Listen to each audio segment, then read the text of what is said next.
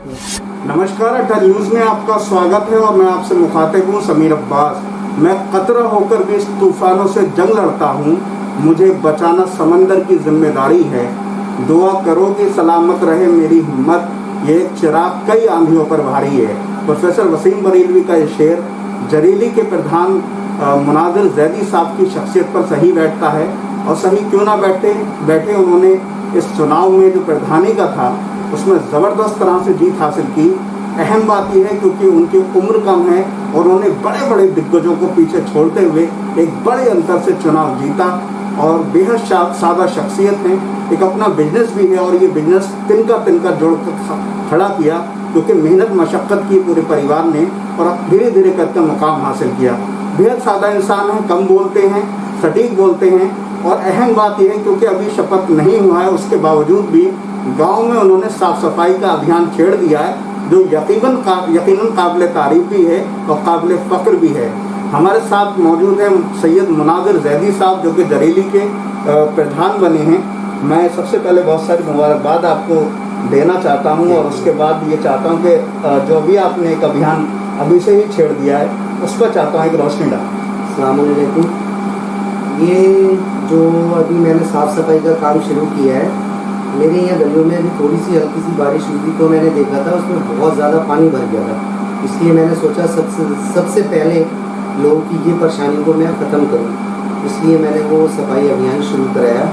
मैंने जो जिसकी दिक्कतें हैं वो उन्हें मैं जल्द से जल्द ख़त्म करना चाहता हूँ और इंशाल्लाह सब अच्छा करना चाहता हूँ। जी, मैं थोड़ा सा ये जानना चाहता हूँ जैदी साहब कि अब आप प्रधानी जीत गए, कुछ दिनों बाद शपथ होगी, कोरोना की वजह से डिले हो रही है। मेरे कहने का मतलब ये है कि आने वाले भविष्य में किस तरह की योजनाएं होंगी, खासतौर पर स्वास्थ्य की जब हम व्यवस्था देखते हैं तो सबसे ज़रूरी है, इंसान की सेहत होगी, खासतौर से कोरोना काल में जो बहुत अहम होती है। किस तरह की आपका फोकस रहेगा? क्योंकि मेरा फोकस इस पर ही रहेगा कि स्वास्थ्य में एक तो सब लोगों को बहुत ज़्यादा अपनी सेहत पे ध्यान रखना चाहिए और दूसरा मेरे यहाँ कोई पार्क नहीं है। यहाँ अगर किसी मेरे बुज़ुर्ग को या किसी बच्चे को कोई प्रॉब्लम होती है, तबीयत ख़राब होती है और वो मूड फ्रेश करने के लिए कहीं वो सोचे यार मैं चलो कहीं घूम कर आता हूँ, तो मेरे यहाँ कोई जगह नहीं है, कोई फील्ड ही नहीं है जो वो वहाँ जाएगा। मैं बस मेरी यही ख्वाहिश है कि अब मेरे काम शुरू हो जाए, मेरी शपथ हो जाए, उसके बाद मैं कोशिश करूँगा एक पार्क बनवाने की, एक या फील्ड बनवाने की। और बहुत सारे काम है जो करने की सोच रखी है। अब इंशाल्लाह जब शपथ होगी उसके बाद में चार्ज आएगा मेरे हाथ में तो अच्छे से सारे काम करने की सोचूंगा। जी, एक बहुत अहम बात मैं ये देखता हूँ जरेली में ये जो रोड है तो लखनऊ तक पूरा रास्ता जोड़ता है, यानी रोज़गार के एक अच्छे ज़रिए बन सकते हैं जो यहाँ इससे पहले नहीं ज़्यादा करे गए, नहीं सोचा गया। इस पर कितना फोकस रहेगा? देखिए हमारे यहाँ तो लड़के ज़्यादातर दुबई, मलेशिया, सऊदीया, जयपुर, दिल्ली यही सब में है। और यहाँ रोज़गार का भी तो सरकार के ऊपर डिपेंड करता है कि सरकार क्या क्या रोज़गार देती है। मनरेगा चल रहा है लेकिन उसका समझ नहीं आता है। मैं गांव का मुखिया या प्रधान बनाऊँ, अब मुझे ये देखना है कि इस बंदे की स्थिति इतनी ख़राब है, मैं उससे मनरेगा में काम कराऊँ, उसका घर चले अच्छे से, बस यही सब देखना है। रोज़गार का तो एक सरकार की तरफ से जो मनरेगा का जो योजना चल रही है उसमें ज़्यादा से ज़्यादा लोगों को जोड़ने का काम करूँगा जिससे उनका रोज़गार बढ़े और फिर उनके घर चूल्हे अच्छे से चले। आखिरी के दो सवाल हैं। आप निर्दलीय चुनाव जीते हैं, किसी पार्टी विशेष को लेकर आपके मन में कोई खास लगाव है उस तरफ भी, क्योंकि अब आने वाले टाइम में 1 साल बाद विधानसभा के चुनाव हैं और फिर 24 में लोकसभा के चुनाव हैं, ज़र्रे ज़र्रे से एक पूरा समंदर तैयार होता है।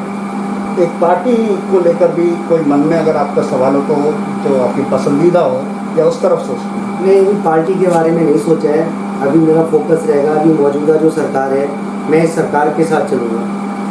जो भी मेरे काम करना है, काम पढ़ना है, वो इनके साथ चलना है और जो मेरे से अच्छे जो मेरे काम आएगा मैं उसके साथ हूँगा। बाकी कौन सी सरकार क्या कर रही है उससे मुझे कोई लेना देना नहीं है। फ़िलहाल जो मेरे साथ अच्छे से चलेगा, मेरे काम मेरे गाँव के विकास के लिए मेरी हेल्प करेगा, मैं उसके साथ रहूँगा। मुझे गाँव का विकास चाहिए सर और कुछ नहीं। एक आखिरी सवाल है जो आपकी ज़ाती ज़िंदगी से, आपका बिजनेस भी है और पूरा परिवार उसमें शामिल है, आप प्रधानी भी जीत गए, बड़ी मसरूफ़ ज़िंदगी हो जाती है, अपने लिए वक्त नहीं बचता, आप नौजवान हैं, अपने मनोरंजन के लिए मुनाजिर जैदी जो नए प्रधान बने वो क्या करते हैं, सब लोग सुनना चाहते हैं। अब मनोरंजन तो अभी कोई कुछ नहीं हो रहा है।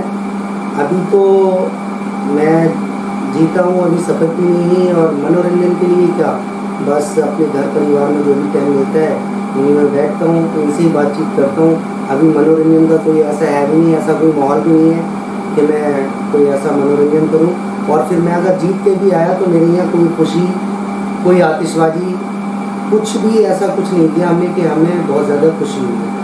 नहीं, वो ठीक है, हो गया, जिम्मेदारियाँ इतनी हो गई हैं ऊपर कि खुशी जब होगी जब मैं लोगों के काम करा पाऊँ, उनके काम आ पाऊँ, लोगों को भरोसा था कि इसे जिताएंगे तो ये हमारे काम करेगा, ये हमारे काम आएगा। अब बस खुशी तभी होगी जब मैं लोगों की उम्मीदों पर खरा उतरूँगा। बहुत सारी मुबारकबाद है कि आप मुस्तकबिल में जरेली को एक चमन बना दें, जो भी कमी रह गई हैं वो पूरी हों, इसकी बहुत सारी दुआ है इंशाअल्लाह। तो हमारे साथ थे जरेली के प्रधान मुनाजिर जैदी साहब, जो एक बड़े अंतर से चुनाव जीते हैं। अहम बात यह है कि ये जो जरेली में जब आप देखेंगे, बरेली से तकरीबन 30 से 35 किलोमीटर के फासले पर है और रोड से बिल्कुल जुड़ा हुआ है। ये रोड लखनऊ तक जाता है और बहुत अहम बात है, यहाँ बहुत सारी संभावनाएं हैं रोजगार की। यहाँ पे बड़ी संख्या में नौजवान जो विदेश में जाके जो मिडिल ईस्ट है वहाँ पर अपनी जॉब कर रहे हैं, उसको लेकर भी एक अच्छी सोच है। नौजवान है, नया दिमाग है, नई सोच है, नई उमंग है, जो यकीनन काबिल तारीफ है। हमारी सबकी बहुत सारी दुआएं हैं जरेली के अवाम के लिए, प्रधान जी के लिए, मुनाजिर जैदी साहब के लिए कि वो इस जरेली को जो है और आगे बेहतर बनाएं और यहाँ से विकास की नई नई जो है उम्मीदें पैदा हों। फिलहाल इन तमाम बातों के साथ मैं समीर अब्बास, कैमरामैन सरताज हुसैन के साथ, अटल न्यूज़ से।